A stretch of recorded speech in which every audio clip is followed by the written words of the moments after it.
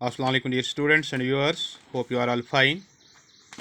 In the previous lecture we discussed what production function means और आप जान गए कि it simply shows the technical relationship between physical inputs and physical output. और ये भी आप जान गए जो प्रोडक्शन फंक्शन होता है दो टाइप्स का होता है, it's fixed proportion type production function या constant proportion type production function and we have variable proportion type production function. और आप जान गए कि constant proportion type production function वो प्रोडक्शन फंक्शन होता है जिसमें जो इनपुट्स होते हैं फैक्टर इनपुट्स होते हैं they are used in the same proportion. और वेरिएबल टाइप में ऐसा नहीं होता है, वहाँ जो स्केल होती है सेम नहीं रहती है बल्कि we only change one of the factors. So scale is changed in case of constant proportion type और in case of variable proportion type production function only the variable factor is changed. Because जब हम variable proportion type production function की बात करते हैं तो ये हम शॉर्ट रन के बारे में डिस्कस करते हैं कि it's a short run possibility और शॉर्ट पीरियड पॉसिबिलिटी, जबकि लॉन्ग रन में हम पूरी स्केल चेंज कर सकते हैं। तो ये पूरा हमने कल डिस्कस किया। आज हम देखेंगे what is the diagrammatic formation of the two types of production. अगर हम डायग्रामेटिकली इलस्ट्रेट करना चाहें जो हमारा constant proportion type production function है, it will be like this. आप देख लीजिए आपके सामने जो ग्राफ है फिगर है इसमें दो एक्सिस हैं। वाई एक्सिस पे हम कैपिटल लेते हैं और एक्स एक्सिस पे हम लेबर लेते हैं। लेबर हमारा वेरिएबल फैक्टर और कैपिटल हमारा फिक्स्ड फैक्टर है, राइट। चूंकि हम लॉन्ग रन में हैं इसलिए जो प्रपोर्शन बिटवीन टू फैक्टर्स है ये कांस्टेंट है। And when we change, we want to raise the level of output. We are changing both the factors. We are changing the scale. जो ये straight line है shooting from the origin shows constant ratio in which labor जो हम x axis पे दिखाते हैं और capital y axis पे दिखाते हैं are implied for different levels of output. यहाँ एक देख लीजिए आप, हमारा एक proportion है, एक रेशो है L1K1 या K1L1 by OL1 is equal to K2L2 by OL2. That's हमारा रेशियो जो है K1L1 is equal to K2L2. What is OL1? When we produce OL1 level of output हमारा रेशियो था K1L1, that is this K1L1। और जब हमने scale को change किया, आउटपुट बढ़ाया, our output increase to OL2 because we had changed the scale from K2 to L2।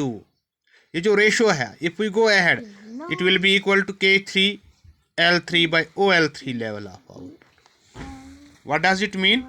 It means that the inputs are increased in the constant proportion, in the same ratio, as is clear from the graph as well as this relation, right? अब अगर हम this variable proportion type की बात करें, देखिए यहाँ again हमने capital Y axis पे लिया और लेबर एक्स एक्सिस पे लिया है। Here we can not change the capital because it's a fixed factor, we are in short run.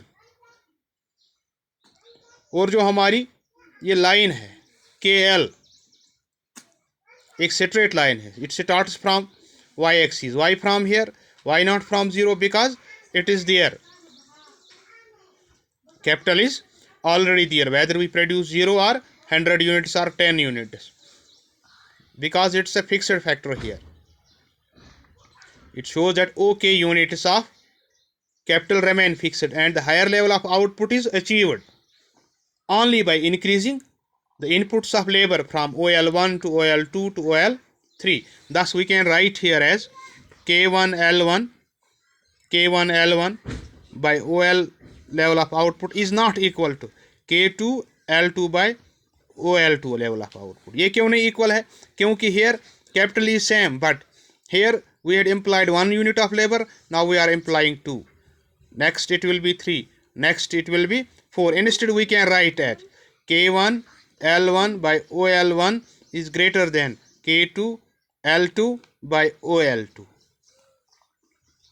as K1 L1 is equal to K2 L2, while OL1 is less than OL2, implying that factor ratio tends to change as the level of output changes. This is how we can diagrammatically illustrate the two types of production function.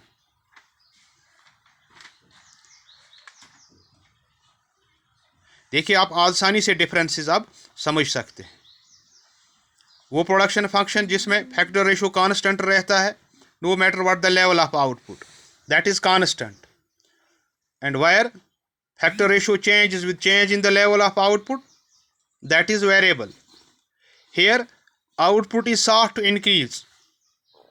Output is sought to be increased by increasing application of all inputs. Here only the variable factor is increased to witness increase in output.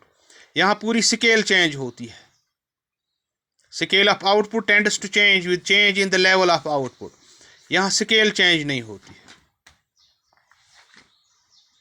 in case of variable. It is studied only with reference to long period, and this is studied with reference to short period only, right? This is how we explain production function of your level for your class. There are other attributes related to production function. We have some important concepts in it, लेकिन ये आपके syllabus में नहीं है. और when you go to higher classes तो वहाँ जैसे हमारे पास एक इम्पॉर्टेंट है कॉब डुगलस प्रोडक्शन फंक्शन है, और ये लीनियर और होमोजीनियस प्रोडक्शन फंक्शंस हैं. तो ये चीज़ें हायर क्लासेस के लिए हैं, तो आपके लिए इतना ही सफिशेंट है. आप याद रखिए कि प्रोडक्शन फंक्शन क्या होता है, और कांस्टेंट प्रपोर्शन टाइप क्या है, और वेरिएबल प्रपोर्शन टाइप क्या है. And keep in mind the basic differences between the two, right. I think it is sufficient for today. आपके लिए ज़रूरी है गो थ्रू योर बुक्स, क्योंकि without books you can't have a clear understanding of this concepts. अगर कहीं पे कोई problem आती है कोई भी टर्म अंडरस्टैंड करने में, तो उस सूरत में आप मुझसे रब्ता कर सकते हैं, मुझे SMS कर सकते हैं, व्हाट्सएप कर सकते हैं, है ना. फ़ोन कीजिए मुझे, I am at your disposal. तो आज के लिए इतना काफ़ी है. Thank you very much. Have a nice day. God bless you all.